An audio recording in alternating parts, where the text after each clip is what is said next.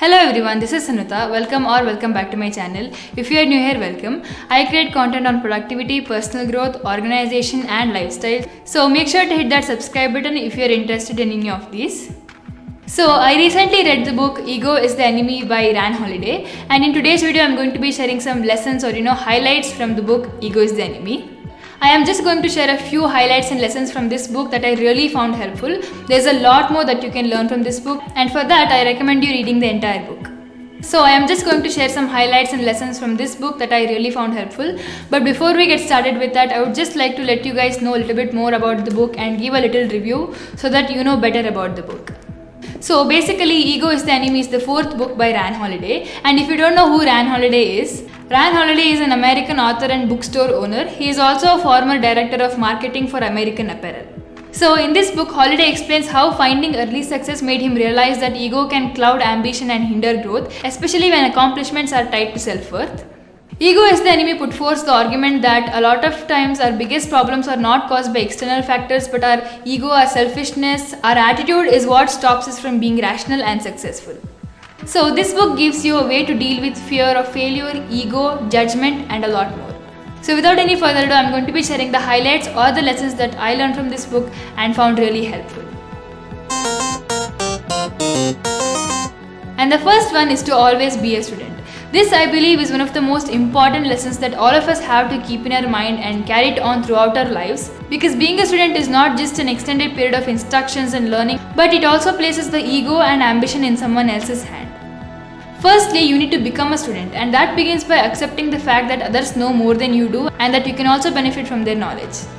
I know it happens for everyone, including me. We sometimes feel like, come on, what do they know better than me about Dash? We feel like we know everything, or we feel like we know better than them. But the truth is, they can be better than you. But our ego dislikes the fact that someone else knows better than me, and it prefers its own perspective.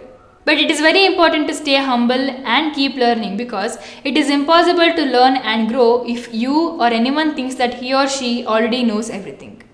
And it is not just enough to be a student at the beginning, because like Ryan Holiday shares, being a student is a position that one has to assume and resume for life. Learning from everyone and everything is important.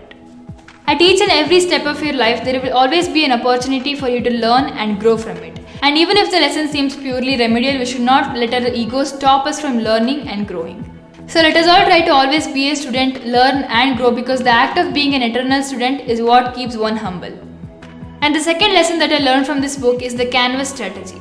This is another really interesting concept that I learned from this book, and the canvas strategy basically means that we need to find canvases of other people to paint on, be an ant and below, clear the path for the people above you, and you will eventually create a path for yourself. I think the whole concept of this, or what the author is trying to convey through this strategy, is to help ourselves by helping others.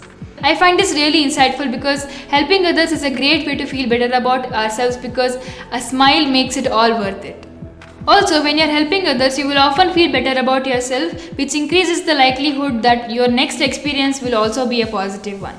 So what it says in the book is that, imagine for every person you met, you thought of some way to help them, something you could do for them, and you looked at it in a way that would entirely benefit them and not you.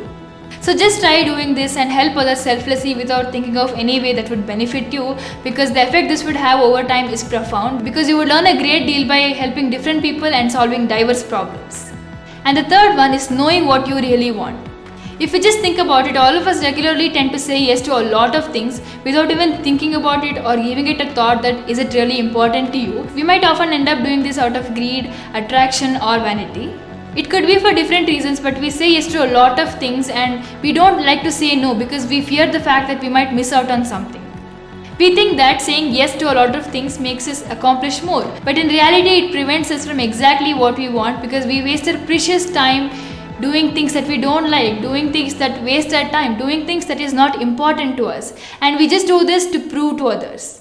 It is very important to know what you really want and what is important to you, because a lot of times we have a clear idea of what we want in the beginning, but all of a sudden you realize that you have lost the sight of your priorities and you're in a new place. This is because ego sways us and ruins us. It wants to do everything, it wants to be the best in everything. But it is very important to know what's truly important to you, so sit down and think about what's really important to you and start taking action towards it so that you can achieve it. Because without this, success will not be pleasurable or nearly as complete as it could be, or even worse, it won't last. So don't buy into the myth that you would be happy if you had that thing that someone else has. But instead know what's truly important to you and start doing. Also remember that only you know the race you're running, so take it at your own pace. And the next really insightful lesson that I learned from this book is alive time or dead time. This is another really interesting and insightful concept that I learned from this book. So according to Green, there are two types of times in our lives, alive time and dead time. Dead time basically is the time when you're waiting for things to happen and you are passive, whereas alive time is the time when you are learning, taking actions and utilizing every second. Basically, every moment of failure or every moment or situation that you did not deliberately choose provides you and presents you these two options. You can either make it an alive time or you can make it the dead time. Just like they say, this moment is not your life, but this is a moment of your lives. So how will you use it? That's what matters and that's what creates the difference. Yes, we all get stuck with dead time and its occurrence isn't in our control. But on the other hand, what's in our control is how we use this time. So try to be in a lifetime, learn, take actions and utilize every second without wasting your time for waiting for things to happen. And the fifth one is that your effort is enough. I think this is another really insightful and important lesson that we all need to adopt in our life. In life there will be some times where we have done everything right, we have worked hard and we have done everything perfect, but still the results are not what we expect it to be, or sometimes we even fail. And we feel sad for that because we love appreciation and we want the results for what we did. Feeling that way is not bad, but what Ryan Holiday suggests is that we need to try to feel sufficient and happy for the effort we have put in. In other words, the less attached you are to the outcome, the better. I know it's difficult to not get attached to the outcome because I find it difficult too. I don't find it easy to not think about the outcome. It's not easy, but at least we need to try to understand that our success is defined by the amount of work we put in, the amount of effort we put in. The effort is just enough. Because with ego, like explained in this book, we never feel sufficient, we never feel enough, we want to be compensated. But you need to realize that success is a state of mind with self-satisfaction for the efforts you put into that work instead of attaching yourself to the outcome. So never let externals determine whether something was worth it, your effort is just enough.